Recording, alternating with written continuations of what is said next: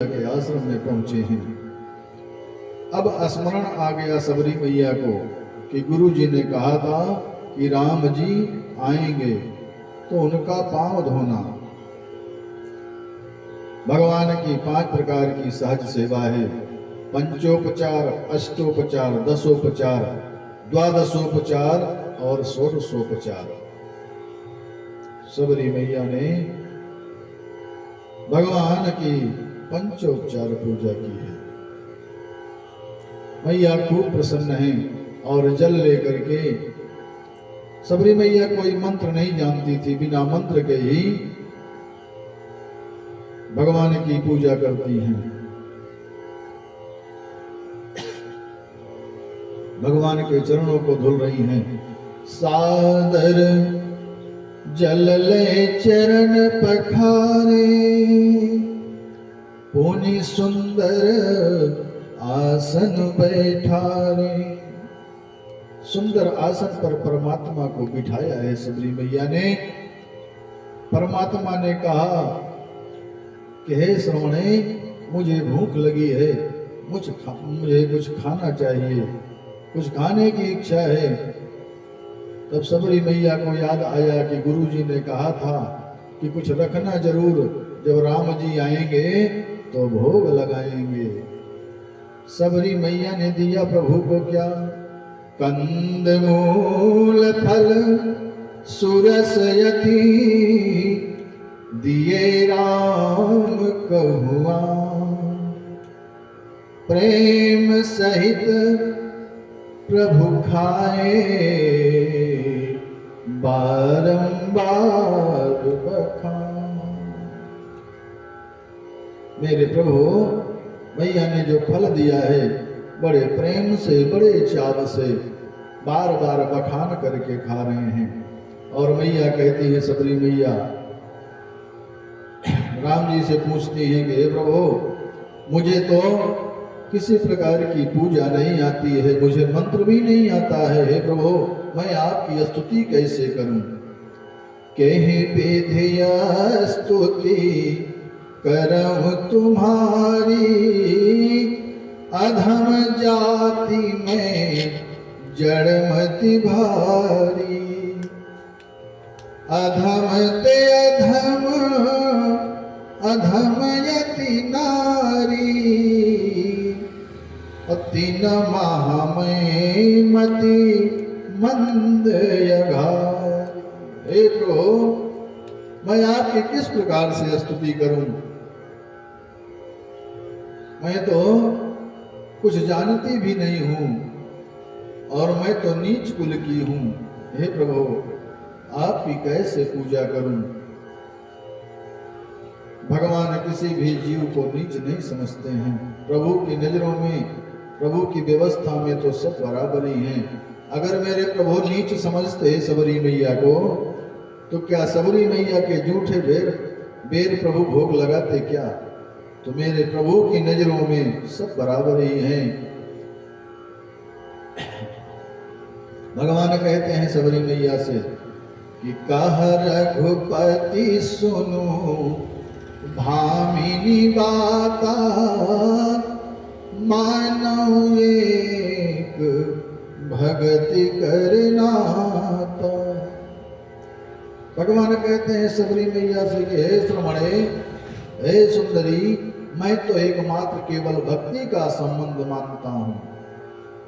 न जाति, न पाति, न कुल, न धर्म, न उसकी श्रेष्ठता, न प्रतिष्ठा, न पद, केवल भक्ति ही मेरे नजरों में सर्वोत्तम है। जिसमें भक्ति नहीं है वो जीव बिना जल के बादल जैसा है। भगतहीन नर सोहई कैसा, बिनु जल बारिद देखी जैसा। जो मनुष्य भक्ति से हीन है, जिसके अंदर भक्ति नहीं है, वो बिना जल के बादल जैसा है। परमात्मा से मां सबरी ने कहा कि हे प्रभु, मेरे अंदर तो भक्ति भी नहीं है। अगर आप भक्ति को सर्वोत्तम मानते हो तो मेरे अंदर भक्ति भी नहीं है प्रभु। भगवान ने कहा कि देवी, आपको जब कुछ पता ही नहीं है तो आपके अंदर भक्ति नहीं है, ये कैसे आपको पता है? मैं आपको सुनाता हूं देवी कि भक्ति क्या है। और यहाँ मेरे परमात्मा श्री राम जी ने सबरी के यहाँ सबरी जी को सिद्ध करने के लिए उनमें उतार दी है 9 प्रकार की भक्ति। 9 प्रकार की भक्ति में से अगर एक भी प्रकार की भक्ति पकड़ में आ जाए, प्राणी के जीवन में एक भी प्रकार की भक्ति उतर आवे, तो मेरे प्रभु उस पर कृपा कर देते हैं। और मेरे प्रभु ने मैया को 9 प्रकार की भक्ति बताई है। कह रघुपति सुनी भामिनी बाता, मानव एक भगति करनाता। जाति पात कुल धर्म बढ़ाई, धन बल परिजन गुण चतुराई। भगतहीन नर सोहई कैसा, बिनु जल वारिद देखिए जैसा। नवदा भगति कहाँ तो ही पाही, सावधान सुन धरु मन माही। हे देवी, मैं तुम्हें नवधा भक्ति बताने चल रहा हूं, ध्यान दे करके सुनो। नवधा माने 9, 9 माने 9 और धा माने प्रकार। नवधा माने 9 प्रकार की भक्ति। 9 प्रकार की भक्ति कौन सी है भगवान बता रहे हैं कि प्रथम भगति संतन कर संगा, दूसरी रति मम कथा प्रसंगा। गुरुपद पंकज सेवा, तीसरी भगति अमान। और चौथी भगति मम गुण गण, करई कपट तजिगा। मेरे प्रभु श्री राम ने, मेरे परमात्मा ने सबरी मैया को बताते हैं कि हे श्रवणे, हे देवी, हे सुंदरी, मैं आपको 9 प्रकार की अपनी भक्ति सुनाता हूं। पहली भक्ति क्या है? संतों का संग, सत्संग पहली भक्ति है। और दूसरी भक्ति क्या है? कथा में प्रेम, भगवान की कथा में जीव का मन लग जाए, कथा में प्रेम हो, कथा में अतिशय प्रेम हो, ये दूसरी प्रकार की भक्ति है। सत्संग में, कथा में प्रेम। और तीसरी भक्ति क्या है? गुरु की भक्ति, गुरुदेव भगवान में आस्था, भगवान नाम संकीर्तन। चौथी भक्ति भगवान के नाम का संकीर्तन। और 5वीं भक्ति गुरुदेव के द्वारा प्रदत्त मंत्र को दृढ़ विश्वास के साथ जप करना। जो मंत्र गुरुदेव भगवान के द्वारा मिला हुआ है उसी पर विश्वास करके गुरुदेव भगवान की आज्ञा से नाम मंत्र जप किया जाए। मंत्र जाप मम दृढ़ विश्वासा, पंचम भजन सो वेद प्रकाशा। 5 भक्ति, जो 5 तक की भक्ति है वह हमको करना है, किस जीव के वश में है। और 5वीं भक्ति के बाद 6वीं, 7वीं, 8वीं, 9वीं, ये 4 प्रकार की भक्ति अपने वश में नहीं है। सिर्फ 5 प्रकार की भक्ति ही अपने वश में है। 6वीं, 7वीं, 8वीं और 9वीं भक्ति कौन सी है? छठ तमशील बिरत बहु करवा, और निरत निरंतर सज्जन धर्मा। इंद्रिय निग्रह यह अपने बस में नहीं है, इंद्रियां वश में नहीं है, समत्व भाव अपने बस में नहीं है। शील होना, हम चाहे हमारे में शील आ जाए, यह अपने बस में नहीं है। पूरे घर परिवार में समत्व भाव रहे, आपके बस में नहीं है, हमारे बस में नहीं है। सातम सम मोही मम जग देखा, मोते संत अधिक कर लेखा। समस्त भाव संभव नहीं, प्रवचन चाहे जितना कर लिया जाए, लेकिन आठवीं भक्ति और कठिन है। परमात्मा ने कहा कि हे देवी, आठम जथा लाभ संतोषा, सपने नहीं देखे ऊपर दोषा। हे देवी, आठवीं भक्ति तो बहुत ही कठिन है। क्यों? प्रवचन करना बहुत आसान है, लेकिन यह भक्ति आना बहुत ही कठिन है। आठवीं भक्ति क्या है? संतोष। और संतोष ही अगर प्राणी में आ जाए, जीव में आ जाए, तो फिर किसी भी प्रकार की कोई समस्या जीवन में रह ही नहीं जाएगी। सत्य पथ से जितना मिल गया उसी में संतोष करना चाहिए। लेकिन संतोष कहाँ होता है? जितना मिल जाए उतना ही कम रहता है, जितना अधिक मिल जाता है उससे और अधिक पाने की इच्छा बढ़ जाती है। और नौवीं भक्ति क्या है? नवम सरल सब सन छलहीना, मम भरोसहिया हरस नदीना। नौवीं भक्ति सरलता है, सबसे निश्चल रहना, सदा संतोष, हृदय में बहुत प्रसन्नता नहीं और बड़ा दीन भाव भी नहीं। अगर सुख है, कोई अच्छा समाचार मिल गया तो बहुत हर्षित हो गए, थोड़ा गड़बड़ समाचार मिल गया तो दुखी हो गए। ये सब मन में नहीं होना चाहिए। न बहुत प्रसन्नता होने की आवश्यकता है और न ही बहुत दुखी होने की आवश्यकता है। नवम हुए कहो जिनके होई, नारी पुरुष सचराचर को।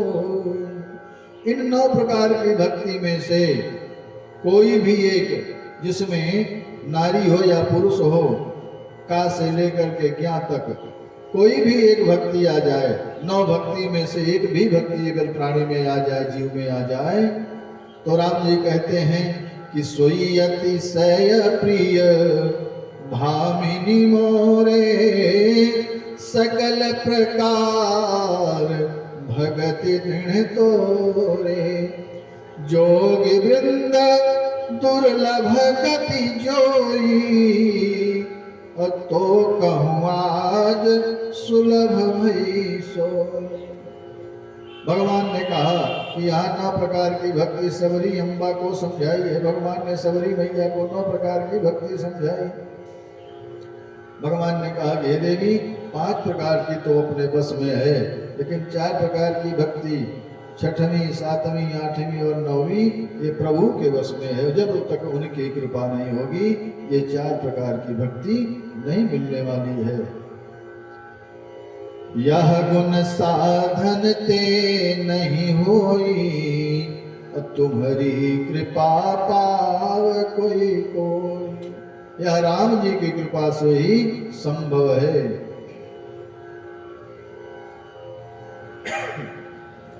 मेरे दर्शन का फल अनुपम है, कोई उसकी उपमा नहीं, उसकी उपमा कोई नहीं कर सकता है। जीव को उसका सहज स्वरूप प्राप्त हो जाता है। हमारा आपका सहज स्वरूप क्या है? आत्मा कहाँ से निकली है? ईश्वर अंश जीव अविनाशी। मेरे प्रभु सबरी मैया को समझा रहे हैं। परमात्मा ने कहा, परमात्मा ने मैया सबरी को कहा कि आपको वह गति मिला है जो योगियों को नहीं सुलभ है। हे देवी, आपको वह गति मिली है जो योगियों को भी सुलभ नहीं है। भगवान सबरी मैया से कहते हैं कि हे देवी, अब मैं चलता हूं यहां से। अगर आपको कुछ पता हो तो जानकी जी का पता बताइए। सबरी मां ने कहा कि हे प्रभु, आप मेरे से पूछते हैं, मुझे नहीं पता है प्रभु, मैं आपको कैसे बता सकती हूं। हाँ, मेरे गुरु जी ने कहा था कि भगवान जब आए और जब वो जाने लगे तो उनसे कहना कि वो पंपा सरोवर पंपापुर जाएंगे, वहां पर सुग्रीव जी मिलेंगे, उनका सब काम वहीं से संपन्न हो जाएगा। मेरे गुरुदेव भगवान ने मुझे पहले ही बता दिया था। सबरी मैया ने भगवान को बताया कि हे प्रभु, आप पंपापुर जाइए, आपको वहां सुग्रीव जी मिलेंगे, वहीं से सारे कार्य संपन्न होंगे। अब जब भगवान जाने लगे तो सबरी मैया ने कहा कि हे प्रभु, अभी थोड़ी देर रुक जाइए, पहले मैं यहां से जाना चाहती हूँ प्रभु। कही कथा सकल बिलो के हरि, मुख हृदय पद पंकज धरे, तजि जोग पावक देह हरि पद, लीन भई जहाँ नहीं फिरे। नर विविध कर्म अधर्म बहुमत, शोक प्रद सब त्यागहूँ। विश्वास कर कह दास तुलसी, राम पद अनुरागहूँ। सबरी मैया ने अपने प्राण को 6 चक्रों से ला करके और ब्रह्मांड में स्थापित कर दिया और भगवान के श्री चरणों को हृदय में धारण किया है और नेत्रों को भगवान के श्री मुख में लगाया है और देखते ही देखते योगाग्नि में शरीर को प्रवेश करा करके मैया सबरी ने परमात्मा में ही प्रवेश हो गई है। मैया सबरी मेरे प्रभु में प्रवेश हो गई, जहां से वापसी की आवश्यकता ही नहीं है, जहां से वापसी ही नहीं है। भगवान से दूरी हम अनुभव करते हैं तो हम भगवान से दूर हैं, और भगवान से जब नजदीकी अनुभव करते हैं तो हम भगवान के बहुत ही नजदीक हैं। अनुभव का सब खेला है। हम अनुभव करके प्रभु के पास जाएं। बाबा गोस्वामी जी लिखते हैं, बाबा का निर्णय है कि जातिहीन यघ जन्म मही, मुक्त कीन यसनार। अमामंद मन दुख चहसी, ऐसे प्रभु ही विसार। जात के हीन पाप की जन्मभूमि ऐसे कुल में जन्म लेने वाली मैया सबरी को मेरे प्रभु मेरे भगवान ने मुक्त किया है। मेरे प्रभु ने मैया सबरी पर कृपा कर दिया है। अब मेरे प्रभु वहां से आगे बढ़े हैं।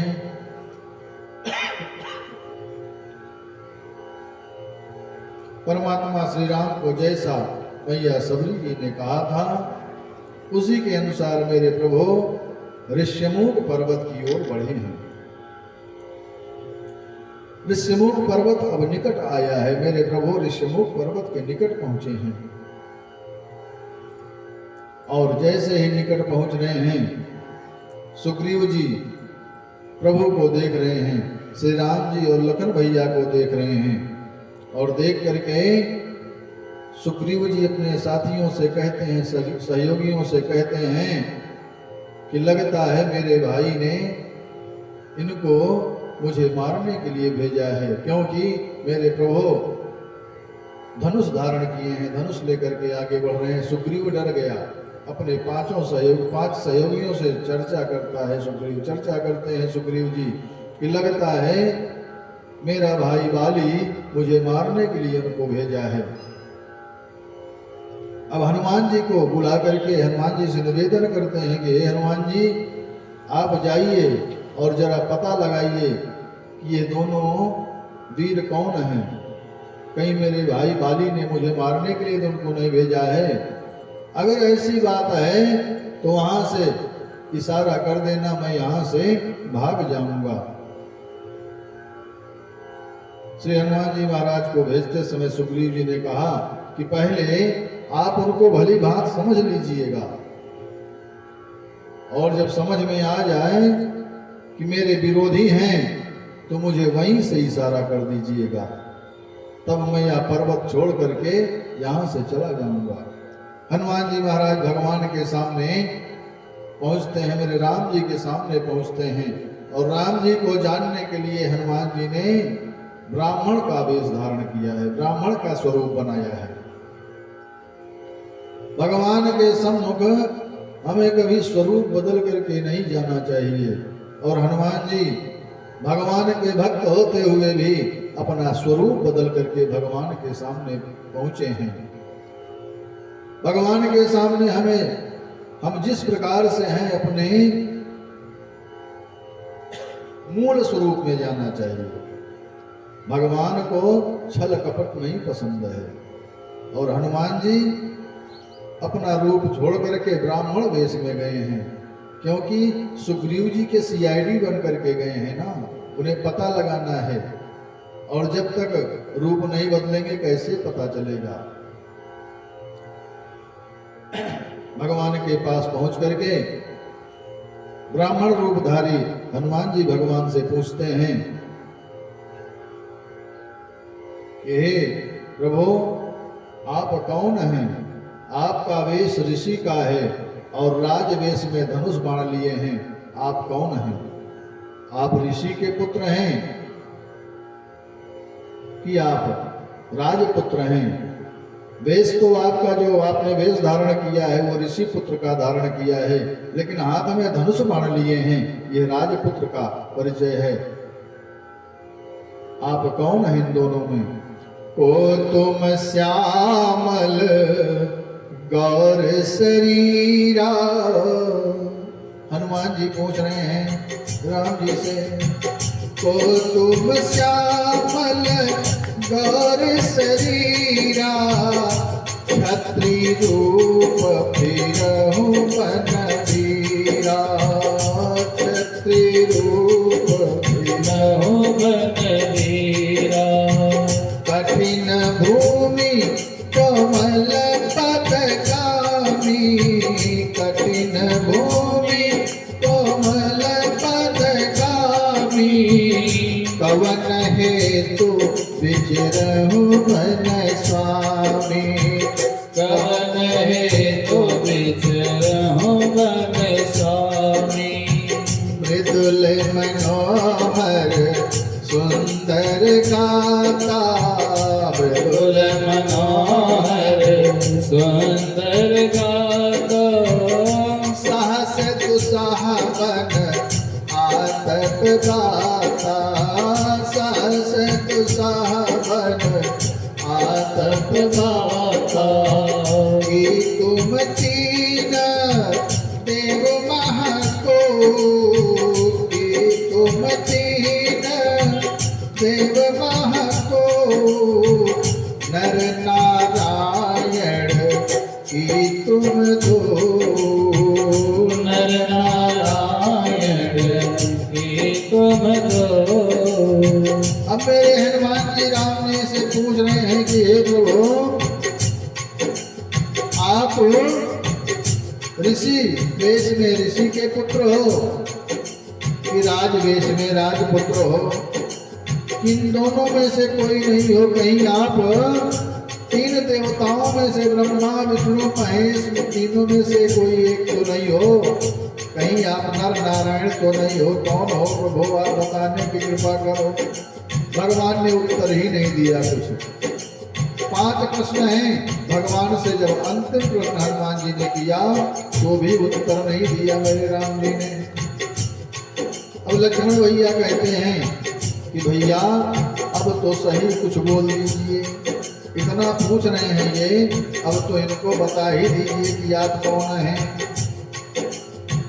जग कारण तारण भव भंजन,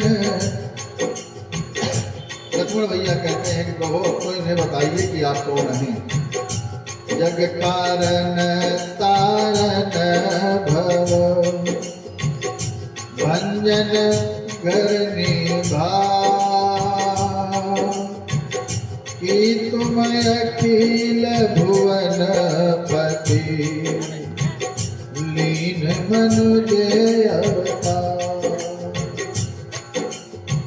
हनुमान जी पूछते हैं कि हे प्रभु आप कहीं जगदीश तो नहीं हैं, पूरे जगत के मालिक तो नहीं हैं। अब लक्ष्मण भैया ने कहा कि प्रभु अब तो बहुत सही पूछ रहे हैं, अब तो बता दीजिए कि आप कौन हैं। राम जी ने लक्ष्मण जी को देखा और मुस्कुराए हैं, और मुस्कुराए हैं क्योंकि अभी मेरे राम जी बताना ही नहीं चाह रहे हैं। कुछ क्यों नहीं बताना चाह रहे हैं? क्योंकि अभी भी हनुमान जी ब्राह्मण वेश में ही हैं, अभी अपने असली रूप में नहीं आए हैं, इसलिए राम जी अपना परिचय नहीं दे रहे हैं। जब बार बार हनुमान जी पूछ रहे हैं तो राम जी सोच रहे हैं कि कितना समय लगाओगे बजरंगी, असली रूप में आ जाओ, मैं अपना परिचय बता दूं। लेकिन हनुमान जी अभी भी वेश अपना छुपाए हैं। तो बार बार जब पूछ रहे हैं तो मेरे राम जी कहते हैं कि हे ब्राह्मण देवता, अब आप बार बार पूछ रहे हो तो मैं अपना परिचय बता रहा हूं आपको, सुनिए। मैं कौशल महाराज श्री दशरथ जी के दोनों पुत्र हैं। हम दोनों महाराज श्री दशरथ जी अयोध्या नरेश के पुत्र हैं। हम दोनों सगे भाई हैं। मैं राम हूँ और ये मेरे छोटे भैया लक्ष्मण जी हैं। और साथ में एक देवी थी, उनका यहाँ निशाचरों ने हरण कर लिया है। मैं दोनों भैया उन्हीं अपनी देवी के खोज में इधर उधर भटक रहा हूँ। कितना सुनना था हनुमान जी। और इतना बताने के बाद राम जी कहते हैं कि हे ब्राह्मण देवता, अब आप अपना परिचय बताइए, आप कौन हैं। हमने तो अपना परिचय आपको बता दिया, लेकिन अब आप अपना परिचय बताइए कि आप कौन हैं। आहा, इतना सुनना था। बोलिए गुरुदेव भगवान की जय हो। भगवान की बड़ी असीम कृपा, आज मेरे परम गुरुदेव भगवान का आगमन हुआ, जिन्होंने इस बालक को उंगली पकड़ करके चलना सिखाया। आज उनका आगमन हुआ, आज यह जीवन धन्य हुआ। बोलिए गुरुदेव भगवान की जय हो। अब मेरे राम जी कहते हैं कि हे ब्राह्मण देवता, आप अपना परिचय बताइए कि आप कौन हैं। इतना हनुमान जी को सुनना था कि हनुमान जी श्री राम जी के चरणों में गिर पड़े हैं। प्रभु पहचानी पर गहि चरना, सो सुख उमा जाई नहीं बरना। प्रभु पहचानी पर गहि चरना, सो सुख उमा जाई नहीं बरना। भोले बाबा कहते हैं मैया पार्वती से कि हे देवी, अब तो हनुमान जी भगवान के श्री चरणों में गिर पड़े हैं। हनुमान जी महाराज परमात्मा के चरणों में गिर पड़े और प्रभु कहते हैं हनुमान जी के, हे प्रभु आप हमको भूल गए क्या? आप भी हमको भूल गए। जैसे हनुमान जी ने अपना स्वरूप प्रकट किया है, असली रूप में आए हैं हनुमान जी। मेरे परमात्मा ने हनुमान जी को उठा करके अपने हृदय से लगा दिया है। हृदय से लगा करके राम जी श्री हनुमान जी को बड़े प्रेम से मिल रहे हैं। और मेरे प्रभु के नेत्रों से अश्रुधार बह चली है। क्यों? मेरे राम जी मारे प्रेम से हनुमान जी को गले से लगाए हैं और मेरे राम जी के नेत्रों से अश्रु की धार बह चली। काहे के लिए? मेरे राम जी अपने भोले बाबा को अपनी अश्रुधार से अभिषेक कर रहे हैं। ऐसा लग रहा है कि मेरे राम जी प्रभु का अभिषेक कर रहे हैं और इतने प्रसन्न हैं कि आज मेरा हनुमान मुझे मिल गया, अब मेरा काम सब सिद्ध हो जाएगा। मेरे राम जी सोच रहे हैं कि मेरे प्रभु मेरे शिव जी हनुमान का रूप धारण करके आज उपस्थित हुए हैं, अब आज से मेरे कार्य सभी सिद्ध हो जाएंगे। जब हनुमान जी ने कहा कि हे प्रभु, आपने मुझे भुला ही दिया है, सेवक को स्वामी की और पुत्र को माँ का भरोसा होता है। हे नाथ, हम तो संसार में विचरण करते रहते थे प्रभु, हम तो संसार के प्राणी हैं, मानो हम आपको भूल जाएं प्रभु, लेकिन आप मुझे काहे भूल गए, आपने मुझे काहे भुला दिया। अब उसके उत्तर में मेरे परमात्मा कहते हैं, राम जी हनुमान जी से कहते हैं, सुनो कथ जिय मानसी जनहूना, तै मम प्रिय लक्ष्मण ते दूना। सुनो कथ जिय मानसी जनहूना, तै मम प्रिय लक्ष्मण ते दूना। मेरे राम जी हनुमान जी से कहते हैं कि हे पवन पुत्र, आप मन में कोई मलिन भाव मत लाइए, आप तो हमें लक्ष्मण जी से भी 2 गुना अधिक प्रिय हैं।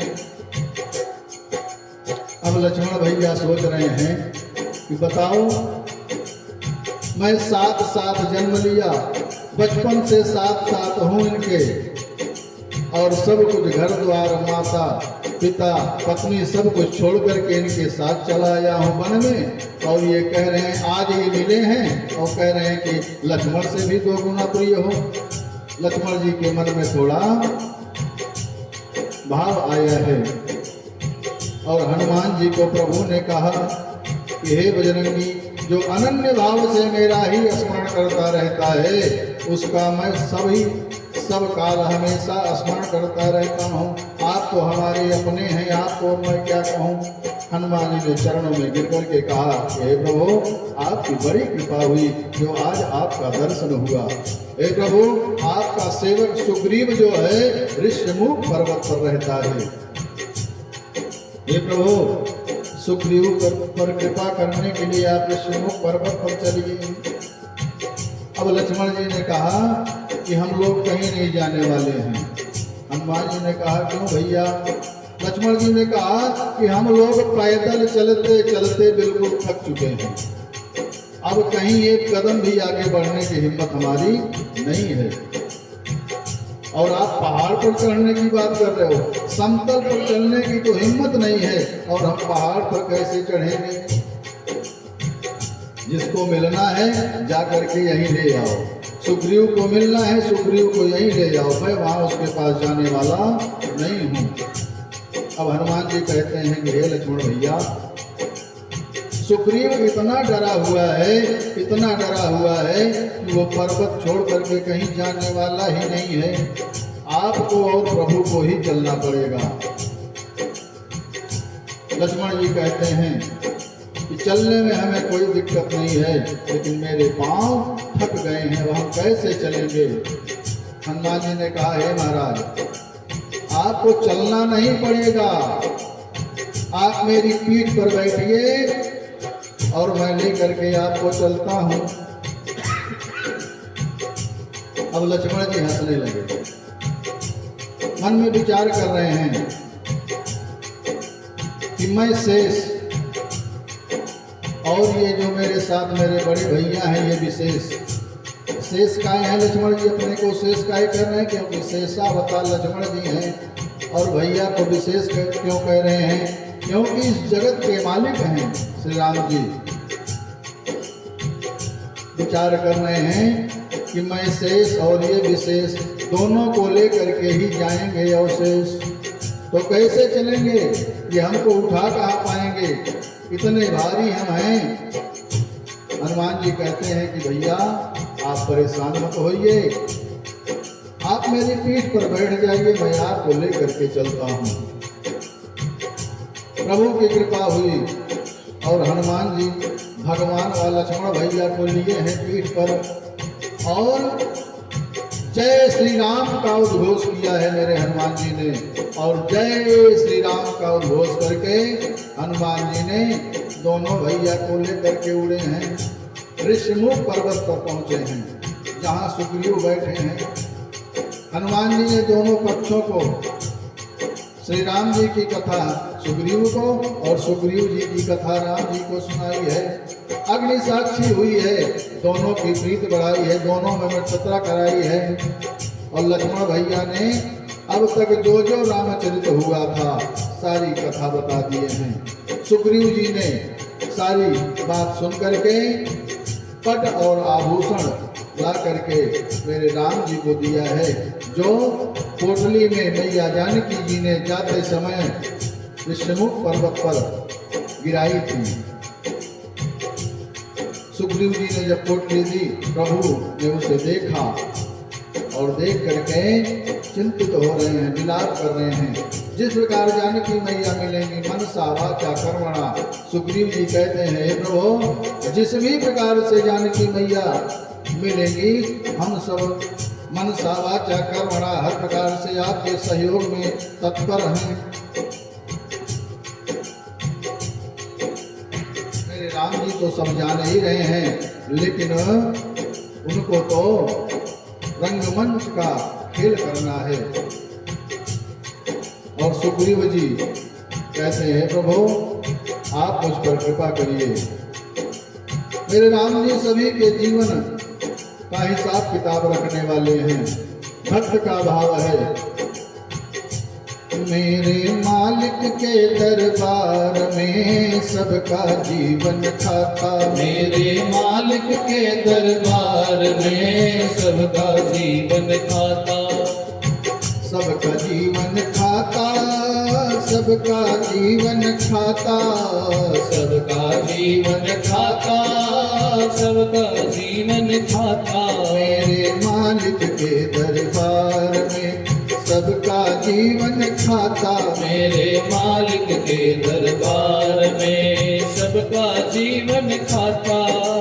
जो कोई जैसी करनी करता वैसा ही फल पाता, जो कोई जैसी करनी करता वैसा ही फल पाता, जो कोई जैसी करनी करता वैसा ही फल पाता, जो कोई जैसी करनी करता वैसा ही फल पाता। मेरे मालिक के दरबार में सबका जीवन खाता, मेरे मालिक के दरबार में सबका जीवन खाता। क्या साधु क्या संत गृहस्थी, क्या राजा क्या रानी, क्या साधु क्या संत गृहस्थी, क्या राजा क्या रानी। प्रभु के बही में लिखी हुई है सबकी कर्म कहानी, प्रभु के बही में लिखी हुई है सबकी कर्म कहानी। बड़े बड़े जो बड़े बड़े जो जमा खर्च का सही हिसाब लगाता, बड़े बड़े जो जमा कर्ज का सही हिसाब लगाता। मेरे मालिक के दरबार में सबका जीवन खाता, मेरे मालिक के दरबार में सबका जीवन खाता। नहीं चले उनके घर रिश्वत, नहीं चले चालाकी, नहीं चले उनके घर रिश्वत, नहीं चले चालाकी।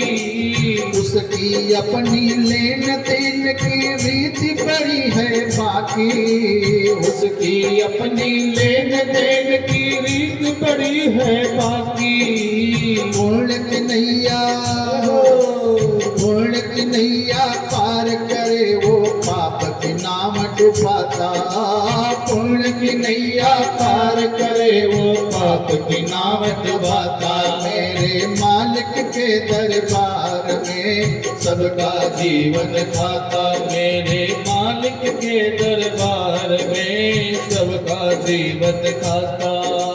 बड़े बड़े कानून प्रभु के, बड़ी बड़ी मर्यादा, बड़े बड़े कानून प्रभु के, बड़ी बड़ी मर्यादा। किसी को कौड़ी कम नहीं देता, किसी को कमड़ी ज्यादा, किसी को कौड़ी कम नहीं देता, किसी को दमड़ी ज्यादा। इसीलिए वो सारे जग का जगत सेठ कहलाता। इसीलिए वो सारे जग का जगत सेठ कहलाता। मेरे मालिक के दरबार में सबका जीवन खाता। मेरे मालिक के दरबार में सबका जीवन खाता। करता वही हिसाब सभी का एक आसन पर डटके। करता वही हिसाब सभी का एक आसन पर डटके। उनका फैसला कभी न बदले लाख कोई सर पटके। उनका फैसला कभी न बदले लाख कोई सर पटके। समझदार तो चुप रहता है, समझदार तो चुप रहता है। मूर्ख शोर मचाता। मेरे मालिक के दरबार में सबका जीवन खाता। मेरे मालिक के दरबार में सबका जीवन खाता। मेरे मालिक के दरबार में सबका जीवन खाता। उजली करनी कर ले बंदे, कर्म न करियो काला। उजली करनी कर ले बंदे, कर्म न करियो काला। लाख आंख से देख रहा है तुझे देखने वाला। लाख आंख से देख रहा है तुझे देखने वाला। उसकी तेज नजर से बंदे, उसकी तेज नजर से बंदे कोई नहीं बच पाता। उसकी तेज नजर से बंदे कोई नहीं बच पाता। मेरे मालिक के दरबार में सबका जीवन खाता। मेरे मालिक के दरबार में सबका जीवन खाता। बोलिए गुरुदेव भगवान की जय हो। बोले राघवेंद्र सरकार की जय हो। मेरे प्रभु सबका हिसाब किताब रखने वाले हैं, हमारा भी और आपका भी, सारे जगत का हिसाब किताब रखने वाले हैं मेरे प्रभु। और प्रभु को ज्यादा समझने की आवश्यकता नहीं है, क्योंकि समझ पाना बहुत आसान नहीं है। परमात्मा ने सुग्रीव जी से पूछा कि आप कपिपति हैं, आप जब कपियों के पति हैं, वानरों के राजा हैं, तो आप यहाँ क्यों रहते हैं? आपका सिंहासन कहाँ है? आपकी राजसत्ता कहाँ है? सुग्रीव जी ने पूरी कथा मेरे प्रभु को सुनाई है। भगवान ने कहा कि हे सुग्रीव, आप चिंता मत करो, मैं एक ही बाण से बाली को मार दूंगा। यदि वो ब्रह्मा व शिव जी के भी शरण में जाएगा तो भी उसकी रक्षा कोई नहीं कर सकता है। भगवान ने अपने को नहीं कहा, क्यों? क्योंकि भगवान जानते हैं कि मेरी शरण में अगर आएगा तो मैं उसे क्षमा कर दूंगा, इसलिए अपने को बचा करके रख रहे हैं। आगे की कथा आप सब जानते ही हैं। परमात्मा ने बाली को ऊर्ध्व गति प्रदान की। बाली जी ने अंगद जी को भगवान की शरण में दिया है। तारा जी को ज्ञान उपदेश मेरे प्रभु ने दिया है और सुग्रीव जी को आज्ञा दी कि हे सुग्रीव, बाली का संस्कार कीजिए। सुग्रीव जी ने यथाविधि संस्कार संपन्न किया। राम जी के आज्ञा अनुसार लक्ष्मण जी आदि ने मिलकर के सुग्रीव जी का राज्याभिषेक किया और अंगद जी को युवराज पद पर बिठाया। राजसत्ता का नियम है कि पिता का उत्तराधिकारी उसका पुत्र होता है, परंतु मेरे परमात्मा ने नीति रखा है और भाई है, इसलिए सुग्रीव जी को राजसत्ता दी है और अंगद जी को युवराज पद पर घोषित किया है, युवराज पद पर आसीन किया। अब परमात्मा मेरे प्रवर्षण पर्वत पर चतुर्मास करते हैं, चातुर्मास बिताते हैं। चातुर्मास बीता है, भगवान ने अब लक्ष्मण जी को हल्का सा आदेश दिया, क्यों? कि समय बीत गया, सुग्रीव जाकर के राजसत्ता के मद में चूर हो गया, जो वादा किया है वह भूल गया है। भगवान ने लक्ष्मण जी को हल्का सा आदेश दिया कि हे लक्ष्मण, लगता है कि मेरा यह कार्य विस्मृत कर दिया है सुग्रीव ने, जाकर के उसे समझाओ, नहीं तो जैसे एक बाण में बाली को ऊर्ध्व गति प्रदान की है, सुग्रीव के लिए भी दूसरा बाण रखा हुआ है। लक्ष्मण भैया गए हैं आवेशित होकर के, जहां चले इधर उधर तो हनुमान जी व जामोन जी ने सुग्रीव की गति देख करके कपियों को, रीछ आदि को पहले ही बुलवा रखा है कि सुग्रीव जी विलंब कर रहे हैं। मेरे हनुमान जी, जामोन जी सभी को बुला करके सेना तैयार किए हैं और लक्ष्मण भैया आए हैं। उनका आवेश देख करके अब सब घबरा गए हैं। तारा मैया, जामोन जी, अंगद जी आदि ने मिलकर के लक्ष्मण भैया के क्रोध को शांत किया है। अब फिर सबको साथ लेकर के सुग्रीव जो है परमात्मा की शरण में आए हैं। सुग्रीव जी चरणों में गिर करके भगवान से क्षमा याचना करते हैं कि हे प्रभु, विषयों ने हमारा ज्ञान हर लिया है प्रभु, आप मेरी गलती को क्षमा करिए प्रभु। संसार में रह करके हम परमात्मा को भूल जाते हैं। आपने इतनी बड़ी कृपा की प्रभु, लेकिन माया मोह में फंस करके हम आपको भूल गए। और यही सुग्रीव जी की जो गति हुई है, यही हम सभी प्राणियों की भी यही गति है। भगवान तो हम पर कृपा करते हैं, लेकिन हम भगवान को भूल जाते हैं। 9 महीने तक हम माँ के पेट में रह करके, गर्भ में रह करके भगवान से प्रार्थना करते हैं कि हे प्रभु, हमको बाहर निकालो। भगवान कहते हैं बाहर काहे निकालें, जहाँ हो ठीक हो वहीं रहो। तो जीव कहता है प्रभु नहीं, मुझे बाहर निकालो। बाहर निकलोगे तो क्या करोगे? भगवान आपका स्मरण करूंगा, आपका संकीर्तन करूंगा, आपका भजन करूंगा। भगवान कहते हैं चलो ठीक है। और जब जीव बाहर आता है तो भगवान कहते हैं चलो भजन शुरू करो। तो जीव कहता है कहाँ कहाँ कहाँ, मैंने कोई वादा नहीं किया था, अब तो मैं अपने मन का मालिक हूँ, अब आप क्या करोगे? तो भगवान कहते हैं ठीक है, अपने मन के मालिक हो तो चलो आगे मैं बताता हूँ। इतनी जिम्मेदारी, इतनी मोह माया जंजाल में डाल देते हैं मेरे प्रभु कि उसी में हम फंसे रहते हैं। तो भगवान को भूलने की आवश्यकता नहीं है। अगर भगवान को भूल गए तो भगवान हमको भूलने में देर नहीं लगाने वाले हैं। और जब भगवान हमको भूल जाएंगे तो कहीं कोई रास्ता मिलने वाला भी नहीं है। तो सुग्रीव जी प्रार्थना कर रहे हैं कि हे प्रभु, आप मेरी गलतियों को क्षमा करो प्रभु। भगवान कहते हैं ठीक है सुग्रीव जी, आगे की व्यवस्था आप देखिए। और अब सुग्रीव जी प्रसन्न हैं, भगवान से प्रार्थना करते हैं कि हे प्रभु, जो भी गलतियां हुई आप क्षमा करिए, आगे के कार्य को मैं करने के लिए तैयारी करता हूँ। सुग्रीव जी ने कहा कि हे प्रभु, संसार का सुख जिसको न सताए हे राम जी, वो आप जैसा है। हम तो साधारण जीव हैं। अब सुग्रीव जी श्री हनुमान जी को, जामुन जी को, अंगद जी को, सबको साथ लेकर के और सबको जिम्मेदारी देते हैं कि आप लोग मैया जानकी जी का पता लगाने के लिए चारों दिशाओं में बट जाइए। सुग्रीव जी के संदेश को सुनकर के सब लोग, आदेश को पाकर के सब लोग विदा हुए हैं।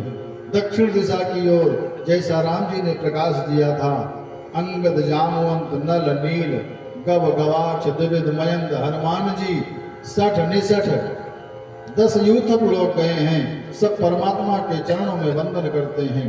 जाते समय सभी लोग भगवान के श्री चरणों में प्रणाम करके आगे बढ़ते हैं।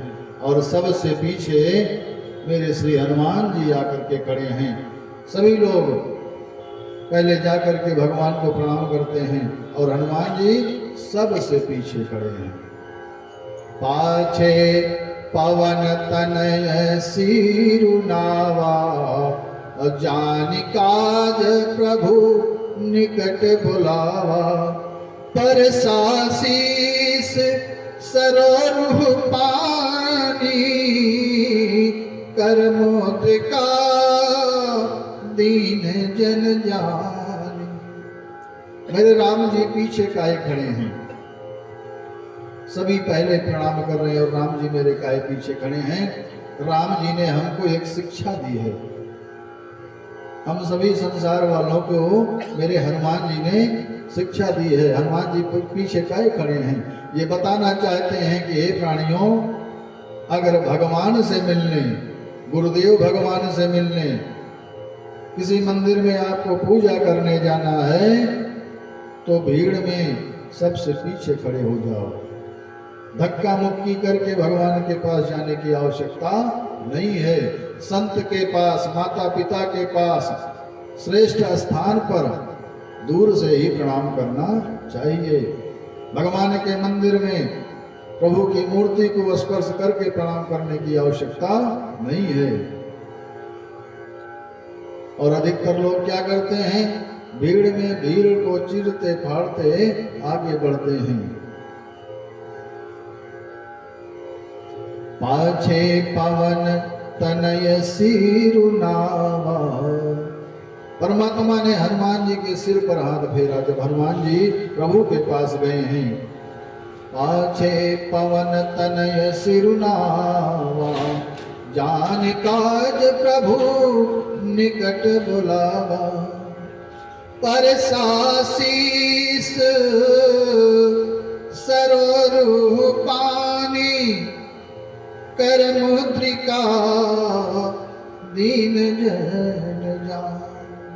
जब हनुमान जी ने प्रभु के चरणों में अपने शीश को झुकाया है तो मेरे परमात्मा ने हनुमान जी के सिर पर हाथ फेरा है और आशीर्वाद दिया है और अपनी मुद्रिका उतार करके हनुमान जी को दिया है।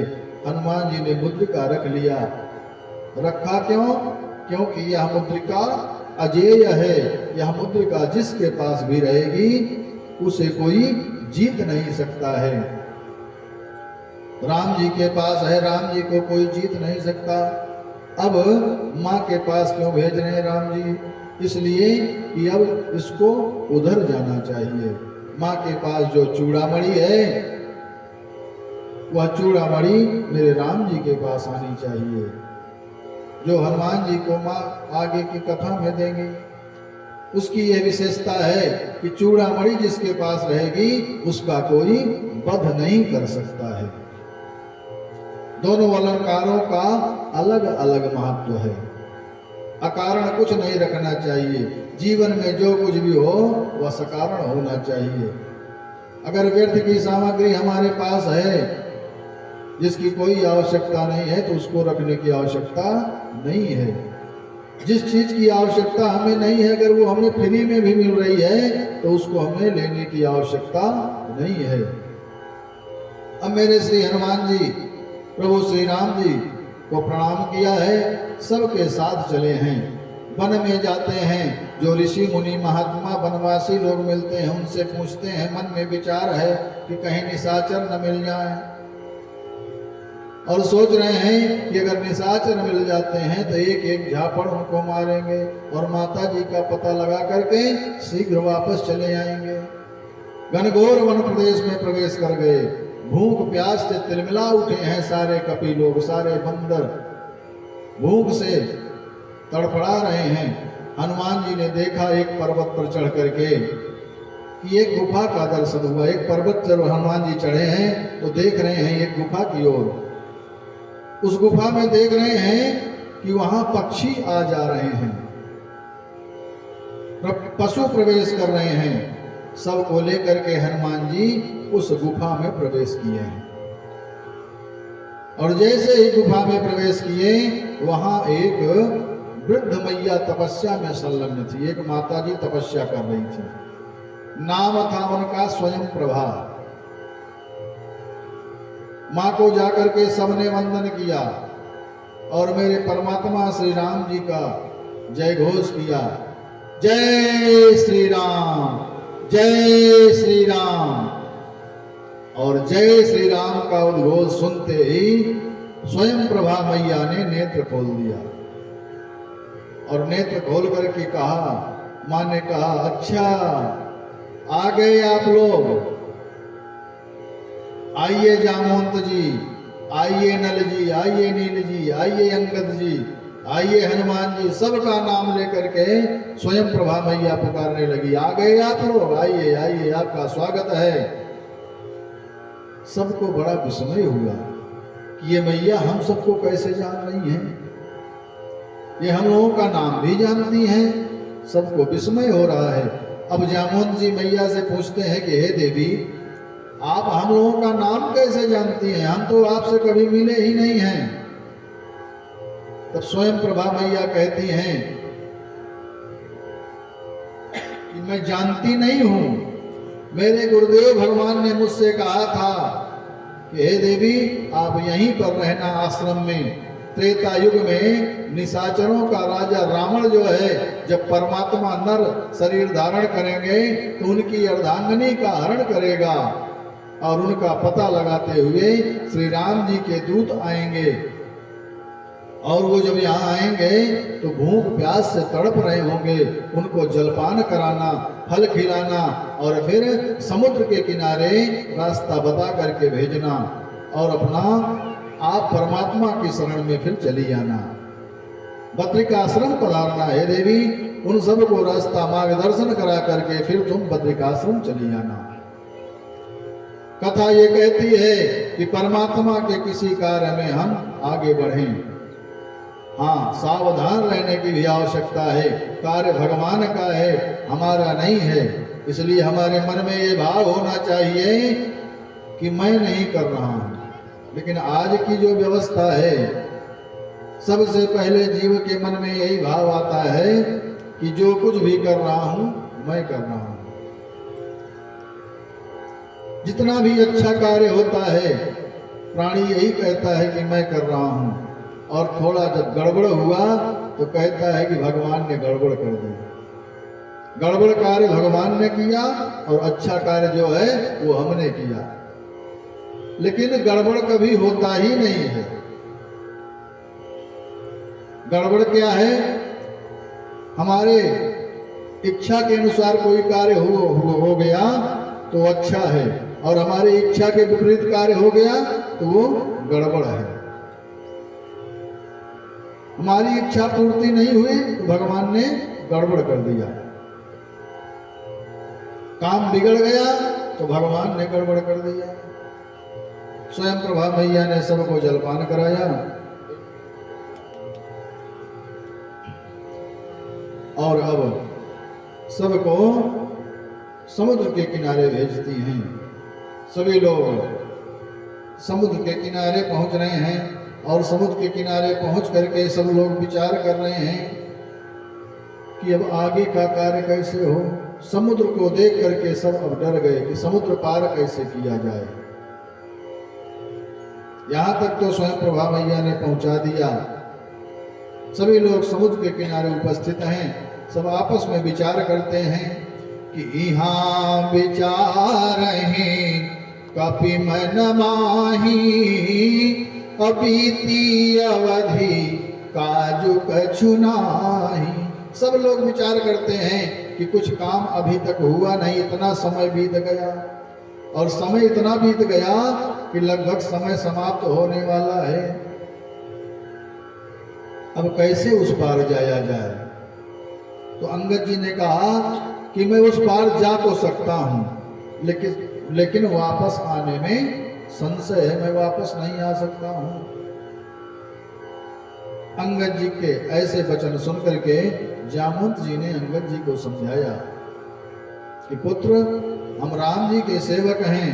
राम जी जीव नहीं, साक्षात परमात्मा हैं, और आप इस सेना के सेनापति हो, और सेना के रहते सेनापति पहले किसी कार्य को करने के लिए आगे नहीं बढ़ता है। अंगद जी को समझाया।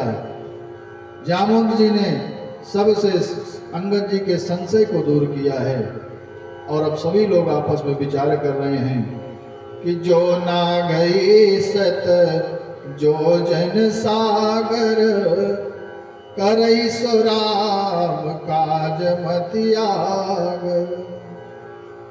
आपस में विचार कर रहे हैं कि कैसे जाया जाए।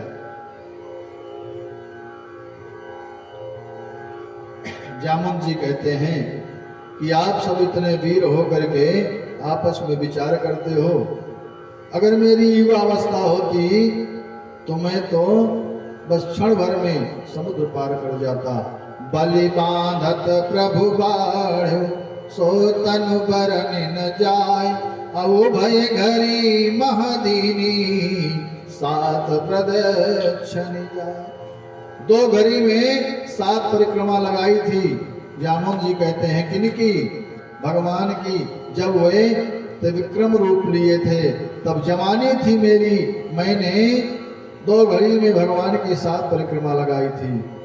अंगद जी कहते हैं कि समुद्र पार करना तो मेरे लिए आसान है, लेकिन वापस नहीं आ सकता हूँ। सभी एक से बढ़कर एक है। कोई कहता है मैं 60 योजन चला जाऊंगा, कोई कहता है 80 योजन, कोई कहता है 90 योजन, कोई कहता है मैं 99 योजन चला जाऊंगा, लेकिन इससे ज्यादा नहीं जा पाऊंगा। अब जामुन जी विचार कर रहे हैं, पूरी भीड़ में, पूरी सभा में देख रहे हैं कि हनुमान जी कहाँ हैं।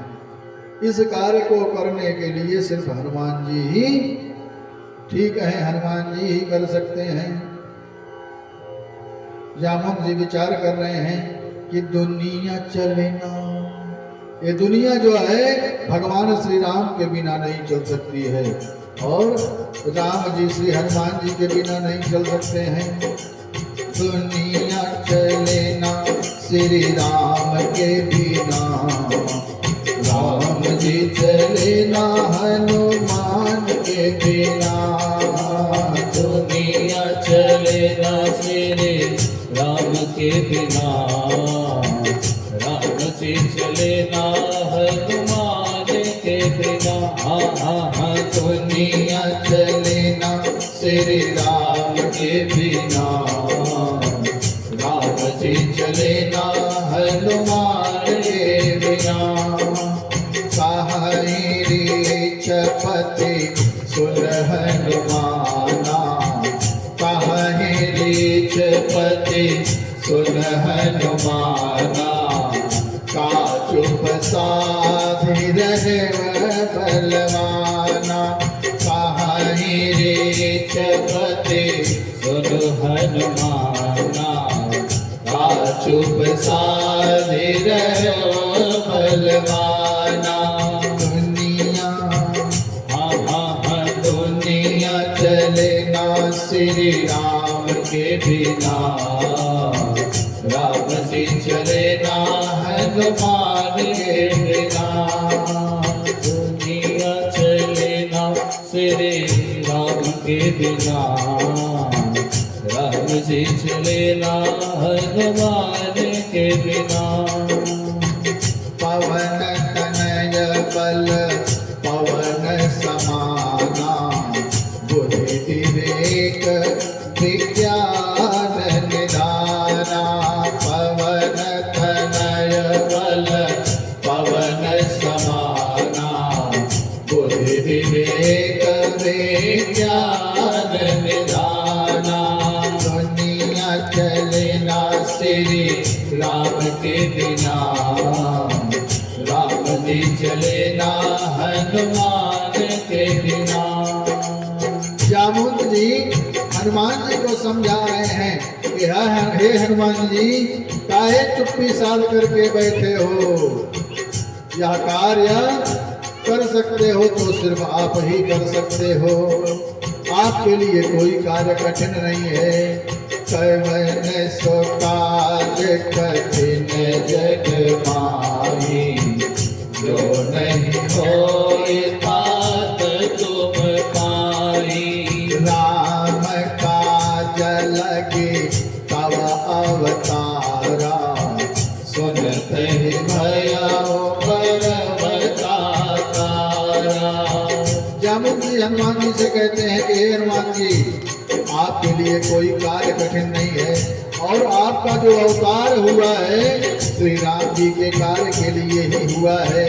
राम काजे लगे तव अवतारा, सुनत ही भया पर्वता तारा। दुनिया चले ना श्री राम के जी चले ना हनुमान के बिना, हाँ दुनिया चले ना श्री राम के बिना, राम जी चले ना हनुमान के बिना। जैसे ही हनुमान जी जामुन जी के वचन को सुनते हैं कि हे हनुमान, आपका अवतार भगवान के कार्य के लिए हुआ है, इस बात को सुन करके हनुमान जी अपने शरीर को पर्वताकार कर लेते हैं, बहुत बड़ा शरीर बना लेते हैं और सिंहनाद करी बारह बारा, सिंहनाद करी बारह बारा, लीलहि नाघव जल निधि खारा, लीलहि नाघव जल निधि खारा, सहित सहाय रावण मारी, आनहु इहाँ त्रिकूट पारी, सहित सहाय रावण मारी, आयहु इहाँ त्रिकूट पारी। जामवंत मैं पूछहु तोहि, तुझित सिखावन दीजहु मोहि, इतना करहु तात तुम जाई, इतना करहु तात तुम जाई, सीता ही देखी कहाँ सुधियाए, सीता ही देखे कर सुधियाए, तब निज भुज बल राजीव नैना, तब निज भुज बल राजीव नैना, कौतुक लाग संग कपि सेना, कौतुक लागी कपि सेना। हनुमान जी जामुन जी की बात को सुन करके अपने शरीर को विस्तार बढ़ाते हैं, अपने शरीर को पर्वताकार करते हैं और कहते हैं कि हे जामुन जी, आपकी क्या आज्ञा है।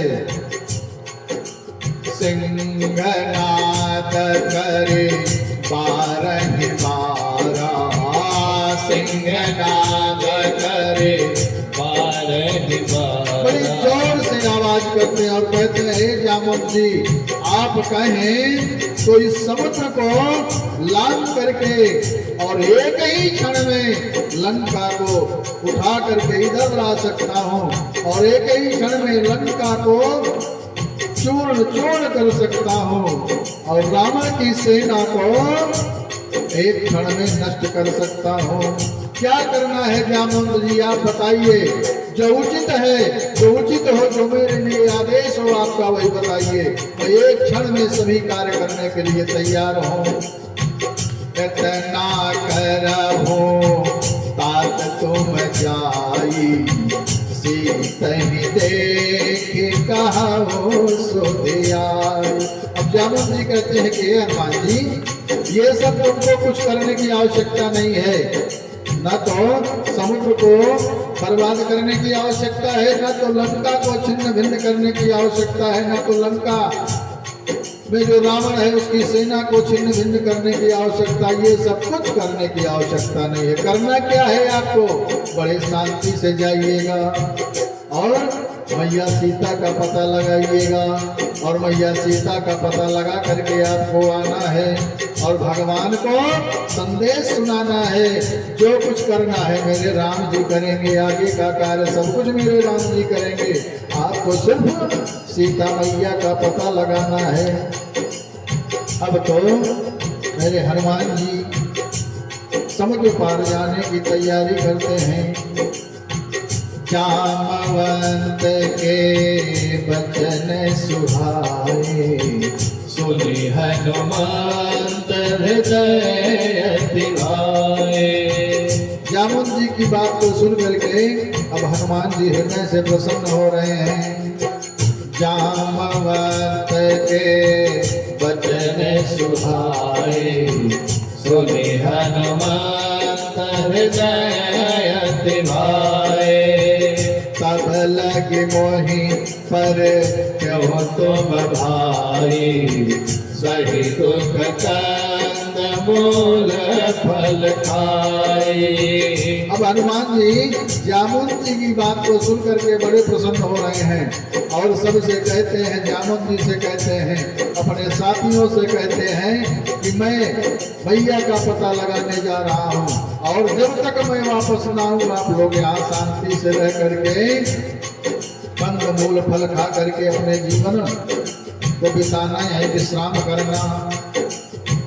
जब लगी आवो सीत ही देखी, वही है आज मोहि हरस विसेखे। कह कहनाय सबने कहु माथा, चले हरस हिया भरी रघुनाथा। मेरे हनुमान जी सबको प्रणाम करके अब आगे बढ़े हैं। सिंधु तीर एक भूधर सुंदर, कौतुक कूद चढ़ो ताऊ पर। पार पार रघुवीर समारी, कर क्यों पवन तनय बल भारी। मेरे हनुमान जी बार बार अपने हृदय में भगवान का स्मरण कर रहे हैं और आगे बढ़ रहे हैं। जहीं गिर चरण देह हनुमता, चले वो सुगा पाताल तुरंता। जिमिया मोग रघुपति करवाना, यही बात चलो हनुमाना। जल निधि रघुपति दूत विचारी, मैना कहो सब हारे। जल निधि रघुपति दूत विचारी, मैना कहो सब हारे। अब मेरे राम जी समुद्र लांग रहे हैं तो समुद्र देवता कहते हैं मैनाक पर्वत से कि हे मैनाक, मेरे हनुमान जी भगवान के कार्य के लिए जा रहे हैं, ऐसा करो तुम थोड़ा, मैनाक पर्वत समुद्र में डूबा हुआ है। मैनाक पर्वत से समुद्र देवता कहते हैं तुम बाहर आकर के, और हनुमान जी थोड़ा थक गए होंगे, उनको थोड़ा विश्राम करने के लिए स्थान दे दो। और मैनाक पर्वत जो है समुद्र से बाहर निकल करके हनुमान जी के विश्राम के लिए व्यवस्था बनाता है। मेरे हनुमान जी वहाँ पहुँचते हैं और रुकते नहीं हैं, सिर्फ मैनाक पर्वत को स्पर्श करते हैं और स्पर्श करके प्रणाम करते हैं। हनुमान तेहि परसा, कभी पुन कीन्ह प्रणाम। राम काजु कीन्हे मोहि कहा विश्राम। और मेरे हनुमान जी मैनाक पर्वत को स्पर्श करके प्रणाम करके आगे बढ़े हैं। और हनुमान जी जब आगे बढ़ रहे हैं तो देवताओं के मन में संदेह हो रहा है। किस प्रकार का संदेह हो रहा है? सभी देवता, इंद्र आदि देवता सोच रहे हैं कि हनुमान जी जा तो रहे हैं रावण के पास, लेकिन कहीं जैसे सभी देवताओं को रावण ने बंधक बना लिया है, सबको बांध लिया है, कहीं उसी तरह हनुमान जी को भी रावण बंधक न बना ले।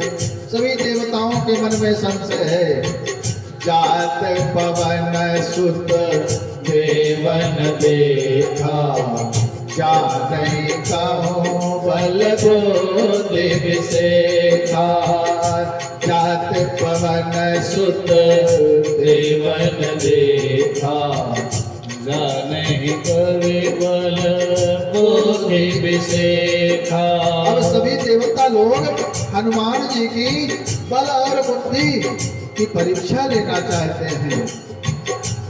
और हनुमान जी की बल और बुद्धि की परीक्षा कौन ले सकता है? क्या किसी में क्षमता है क्या?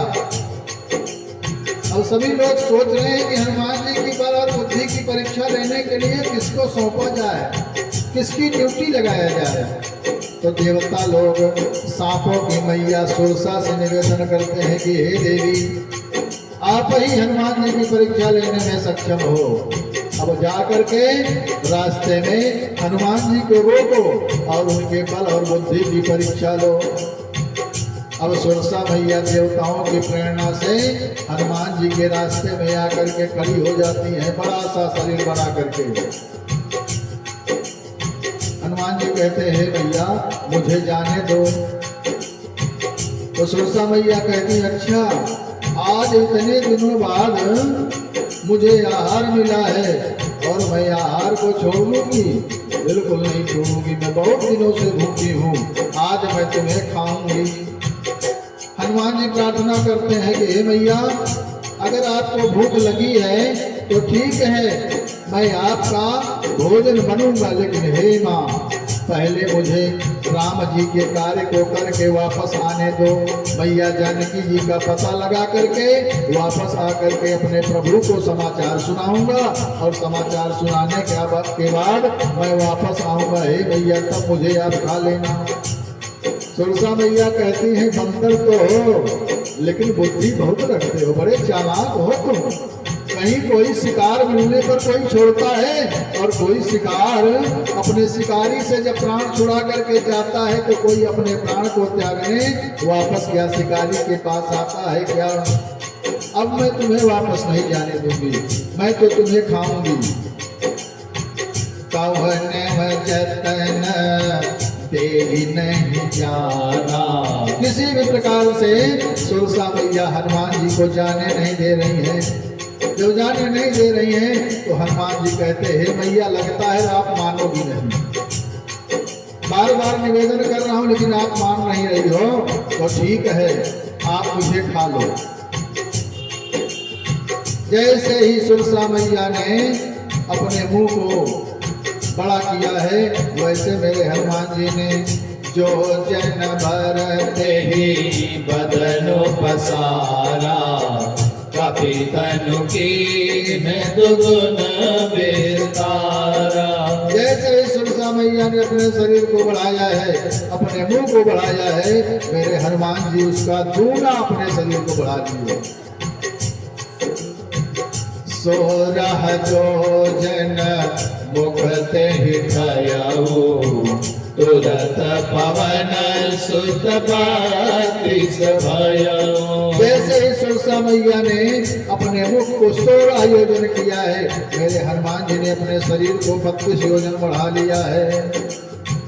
जस जस सुरसा बदन बढ़ावा, सुदून कपि रूप दिखावा। जैसे जैसे सुरसा मैया अपने शरीर और मुंह को बढ़ा रही हैं, मेरे हनुमान जी उसका दूना बढ़ रहे हैं। सत जो जन ते ही आनन कीन्हा, अति लघु रूप पवन सुत लीन्हा। और जैसे ही सुरसा मैया ने अपने मुंह को 100 योजन बढ़ाया है, अब मेरे हनुमान जी मन में विचार कर रहे हैं कि सुरसा मैया ने तो अपने मुंह को 100 योजन बढ़ा लिया और समुद्र की दूरी भी 100 योजन है। अब मैं 200 योजन अपने शरीर को बढ़ाता हूँ तो लगता है मैं ब्रह्मांड से बाहर चला जाऊंगा।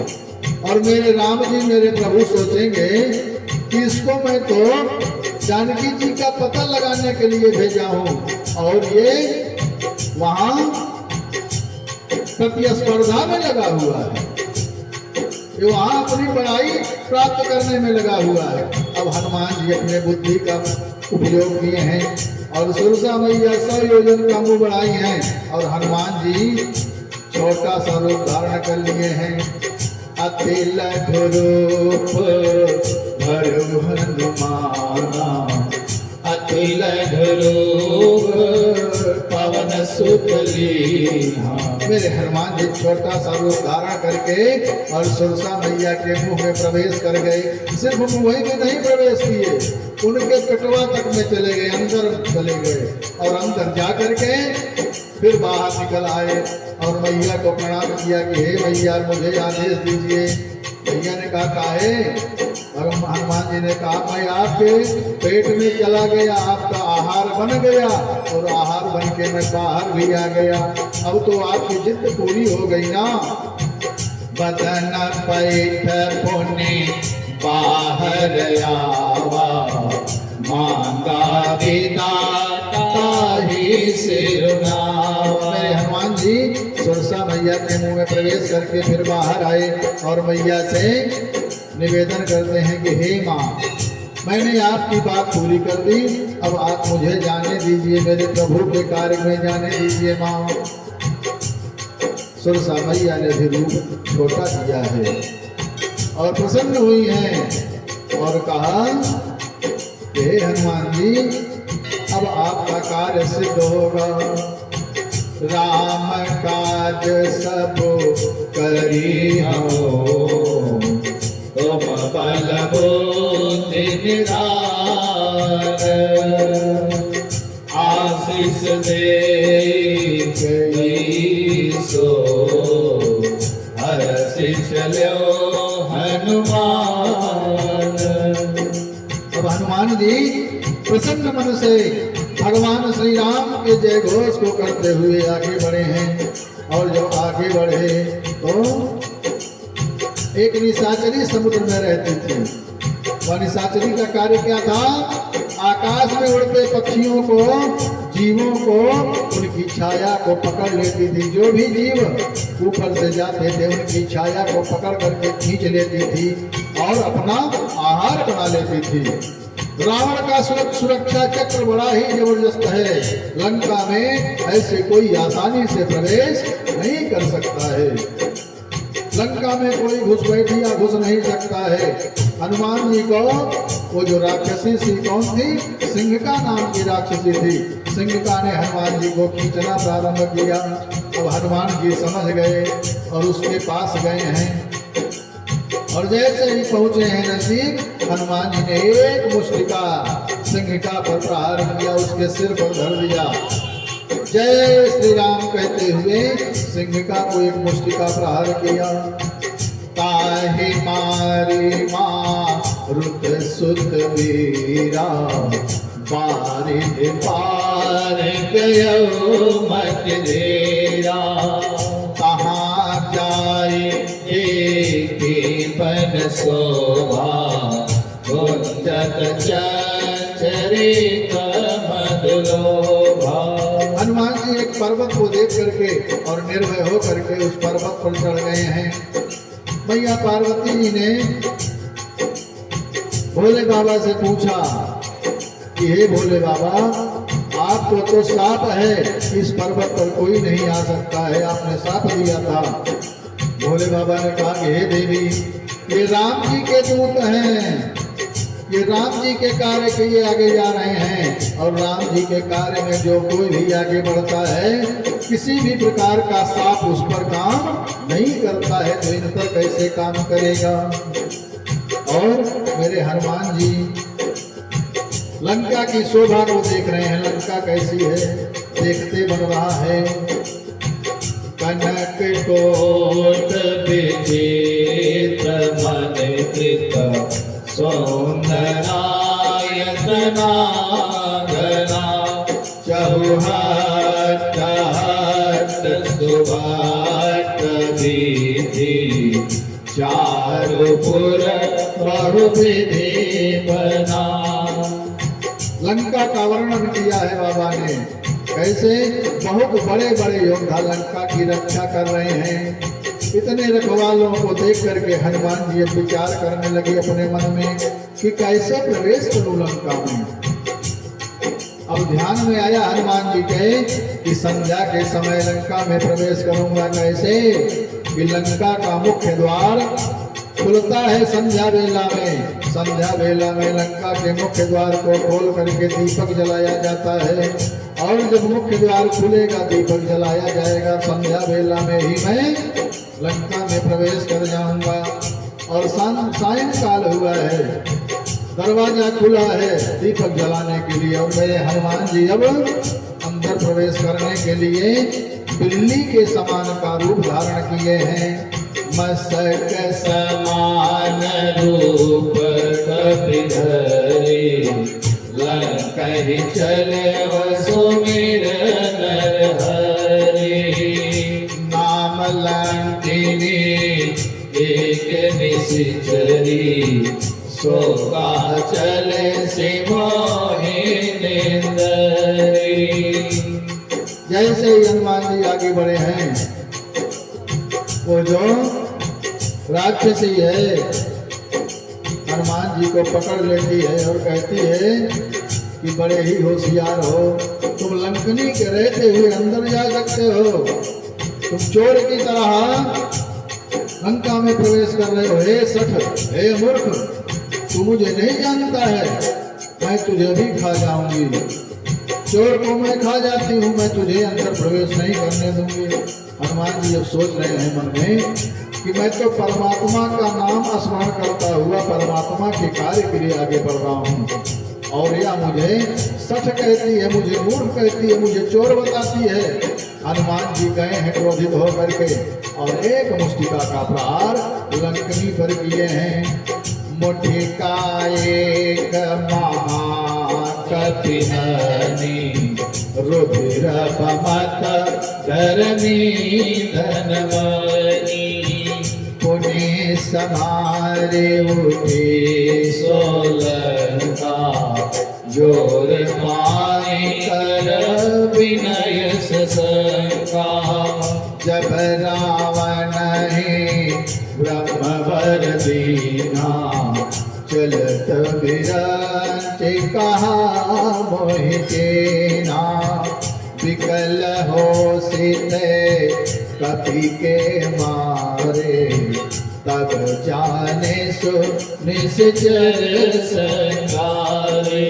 हनुमान जी ने लंकनी को एक मुष्टिका प्रहार किया है और लंकनी अपने मुंह से खून निकाल दिया है, उसके मुंह से रुधिर निकल पड़ा है और बेहोश हो गई है।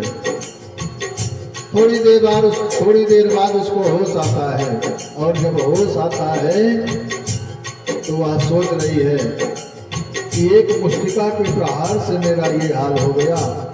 अब उसका जो विचार था, जो उसको वरदान मिला था, वरदान कैसा, वो सोचने लगी कि अब रावण का अंत निश्चित है, अब रावण का अंत नजदीक आ गया है। काहे ब्रह्मा जी जब आशीर्वाद दे रहे थे रावण को, और आशीर्वाद दे करके जाने लगे, तो लंकनी ने भी ब्रह्मा जी का पांव पकड़ा। तो ब्रह्मा जी ने कहा कि हे लंकनी, जब तुम्हें कोई वानर एक मुष्टिका प्रहार करे और तुम मूर्छित हो जाना, तब ये समझ लेना कि रावण का अंत समय आ गया है। तात मोरयति पुण्य बहुता देख्यो नयन राम कर दूता। लंकिनी हनुमान जी से हाथ जोड़ करके कहती है कि हे प्रभु, आज मेरा बहुत पुण्य उदय हुआ है, जो आपका दर्शन हुआ है। तात स्वर्ग अपपर धैर्य तुला एक अंग तुलन ताई सकल मिली जो सुख लव सत्संग। लंकिनी ने कहा कि हनुमान जी, अब आप अपना कार्य सिद्ध करने के लिए जाइए, अब आपका कार्य सिद्ध होगा। अब हनुमान जी लंका में प्रवेश कर रहे हैं। प्रवेश नगर की जय सब ताजा हृदय राख कौशलपुर राजा। करल सुधारित करहि मिताई गोपन से धुवनल शीतलाई। प्रवेश नगर की जय सब काजा हृदय राखे कौशलपुर राजा। हृदय राखे कौशलपुर राजा। लंकनी के कहने पर हनुमान जी लंका में प्रवेश कर रहे हैं और अपने प्रभु श्री राम को हृदय में धारण करके और जय श्री राम का उद्घोष करते हुए लंका में प्रवेश कर गए हैं। और लंका में प्रवेश करके अब हनुमान जी मैया सीता जी की खोज में इधर उधर अपना छोटा सा रूप धारण करके इधर उधर खोज रहे हैं। अब आज रात भर हनुमान जी को मैया सीता की खोज के लिए छोड़ देते हैं। आगे की कथा में हम लोग कल आगे बढ़ेंगे और मैया की खोज होगी। उसके बाद हनुमान जी आएंगे, राम जी को समाचार सुनाएंगे।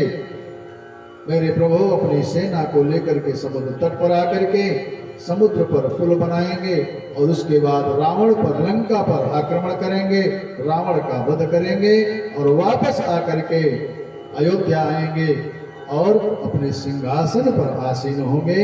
ये सब कथाएं कल गाई जाएंगी। आज की कथा यही विश्राम होती है। आइए बड़े प्रेम से हम सभी भक्त भगवान नाम संकीर्तन करने का प्रयास करेंगे।